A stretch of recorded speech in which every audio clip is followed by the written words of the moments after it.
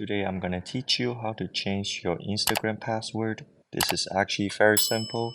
Once you're on Instagram, then you want to click on the profile picture on the bottom right corner. Tap on the menu icon on the top. Tap Settings and Privacy. Tap Account Center. Under Account Settings, you want to click on Password and Security. Under Login and Recovery, you want to tap on Change Password. Choose your account.